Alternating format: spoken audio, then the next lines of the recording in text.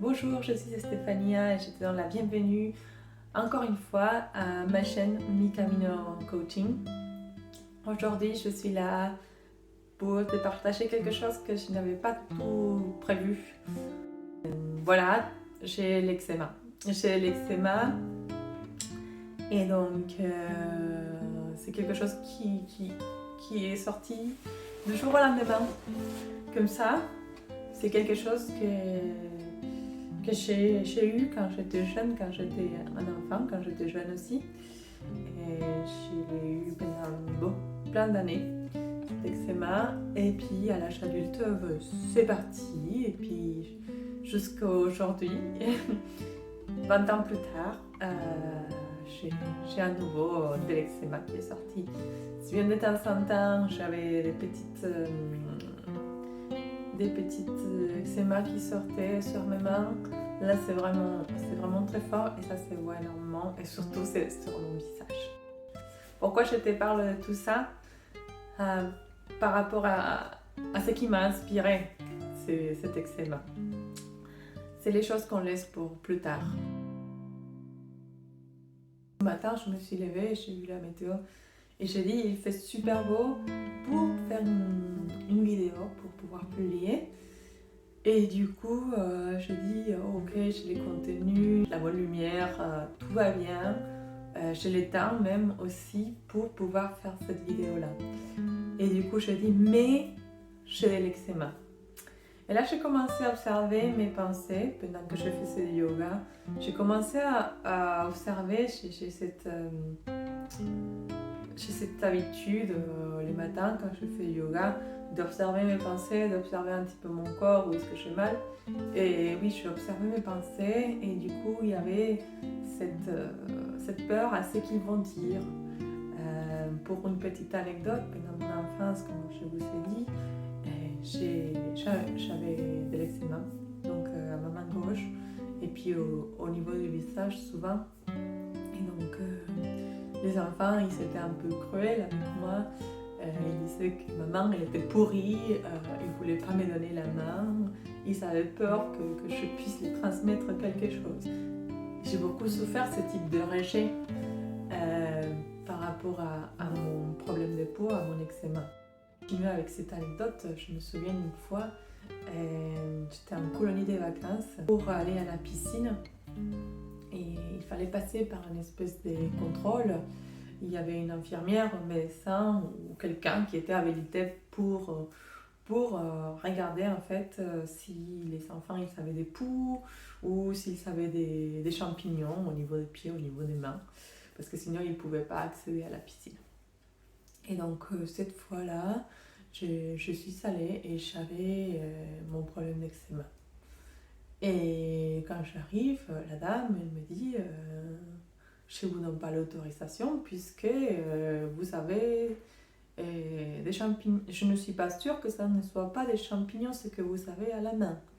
Moi j'avais 8-9 ans à cette époque-là et je n'ai pas su me défendre, je n'ai pas su dire à la dame que c'était un problème de la peau, mais c'était pas des champignons, c'était pas contagieux. Et du coup, j'ai dû partir. J'ai dû partir, laisser tous mes amis là-bas et rentrer chez moi.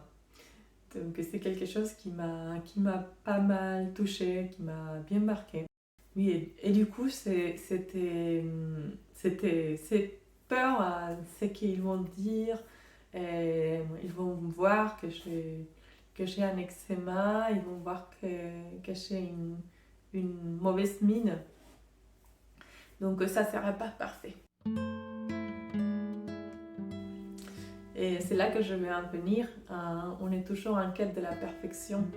On est toujours en train de chercher que tout soit bien aligné, les étoiles soient alignées pour pouvoir faire plein de choses. Ça, c'est juste un eczéma, mais des fois, il y a des choses qui ont peut-être plus d'impact dans notre vie et qu'on laisse pour demain, on laisse pour plus tard, on laisse pour un autre moment, ce n'est pas le moment. par exemple, je vais lancer mon entreprise, ou par exemple, je vais changer mon boulot, ou je vais déménager, je vais faire ces voyages que je rêve depuis longtemps, je vais avoir des enfants, mais ce n'est pas le moment. Et donc c'est cette petite phrase qu'il faut écouter en soi. C'est la petite phrase qui nous invite à la procrastination. La perfection et la procrastination, et ils sont toujours l'une à côté de l'autre, il faut faire attention. Et ce n'est pas pour diaboliser les moments de pause, les moments où on fait rien, les moments où on fait la sieste par exemple. C'est pas du tout ça que je viens vous dire.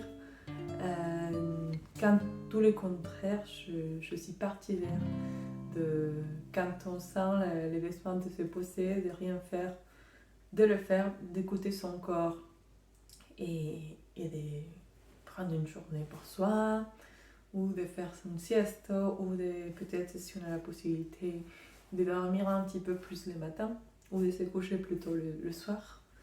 Donc c'est pas du tout l'idée de diaboliser les pauses, les moments plus calmes. C'est pas bon d'arriver ni à un extrême de ne rien faire, ni à l'autre extrême de ne jamais s'arrêter de faire des choses.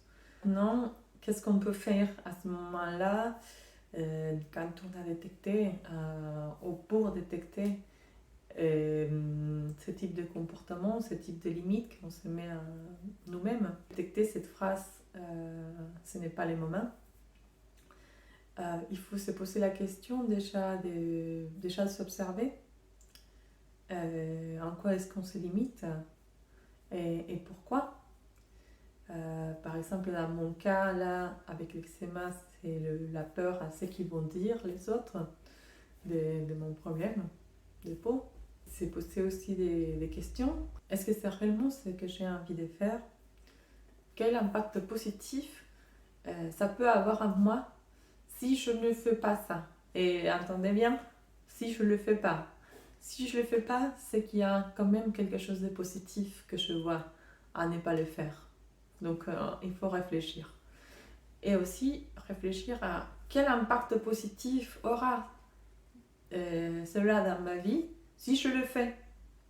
Donc mettre ça un petit peu dans la balance et voir.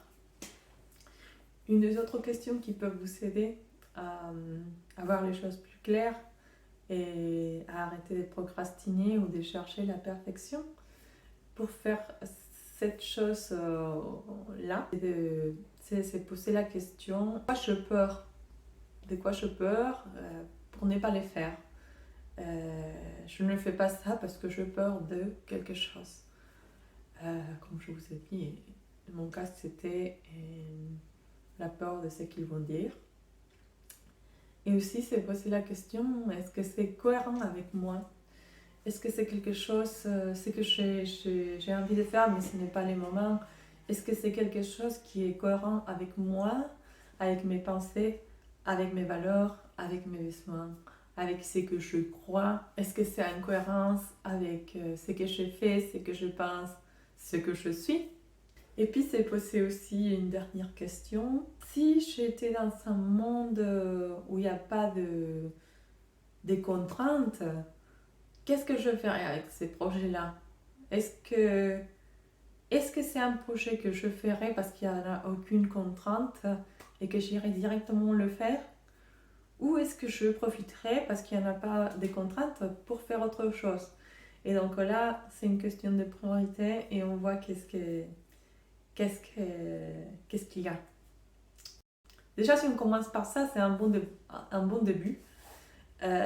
Et ensuite, ce que je conseille, une fois qu'on a fait cette prise de conscience, ce que je conseille à mes clients, c'est que je conseille aux personnes que j'accompagne, c'est de se motiver pour faire des petites actions, qu'elles soient en lien ou pas avec ces projets-là qu'on laisse pour plus tard, mais faire des petites actions qui nous motivent, qui nous donnent de l'énergie pour pouvoir un jour commencer avec ces projets.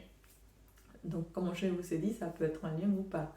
Pour la personne qui veut changer de travail, une petite action. Par exemple, ça peut être de commencer à faire une liste par rapport au travail actuel. Qu'est-ce que j'aime de mon travail actuel et que je veux conserver dans mon travail à l'avenir? Et qu'est-ce que je n'aime pas et que je ne veux pas conserver? Donc du coup, faire déjà cette petite liste, c'est une petite action qui ne me met rien un risque. Il n'y a pas de risque dans cette action-là. Ensuite, une autre action, ça peut être aussi de lister mes compétences et de pouvoir voir qu'est-ce qu'il me manque, pouvoir faire ce travail que j'ai envie de faire. Une fois qu'on a détecté ça, une autre action, ça peut être d'aller voir les organismes de formation, ce qu'ils proposent. Commencer toujours avec des petites actions. L'idée, c'est d'être en mouvement, toujours, et surtout ne pas rester paralysé, ne pas rester sans rien faire. Et bon, si c'est tout ce que je t'ai raconté, ça t'aide pas, ou que ça t'aide, mais c'est juste un début et que c'est difficile pour toi, tu trouves toujours une bonne excuse pour laisser les choses pour plus tard, pour demain, pour un autre moment, je t'invite à me contacter pour parler un moment avec moi. Je t'offre le premier rendez-vous, il est offert. C'est un petit rendez-vous d'une demi-heure en visioconférence dans lequel on va voir ensemble si je peux t'aider, si je peux t'accompagner dans ton projet. C'est le projet que tu as tant envie de faire, mais que ça reste toujours pour plus tard. Et jusque-là, cette petite vidéo, j'espère que tous ces questionnements pour faire des prises de conscience, ils vont te servir, que tu vas observer un petit peu tes pensées et que tu vas observer sur quoi est-ce que tu procrastines. Si tu es quelqu'un qui cherche toujours la perfection, est-ce que ce n'est pas une excuse peut-être parce que tu as peur de quelque chose, tu as peur de le faire parce qu'il y a quelque chose derrière. Donc faire cet exercice d'introspection, se poser ces questions-là, j'espère qu'ils vont te servir. Et puis juste te remercier et te laisser avec une petite phrase de Martin Luther King. Avoir la foi, cette foi envers soi, la confiance en soi, c'est de monter la première marche, même quand on ne voit pas tout l'escalier. C'est une phrase qui m'inspire à chaque fois que je vois en fait le projet qui est énorme. Et donc, des fois, la première sensation qu'on a, c'est je ne vais jamais y arriver. Et ensuite, on dit je ne vais jamais y arriver si je ne commence pas par faire ces pas-là et commencer mon chemin. Donc, je vous remercie. Je vous dis à une prochaine vidéo. Merci d'être resté avec moi jusqu'à là. Et je vous dis à la prochaine. Merci beaucoup.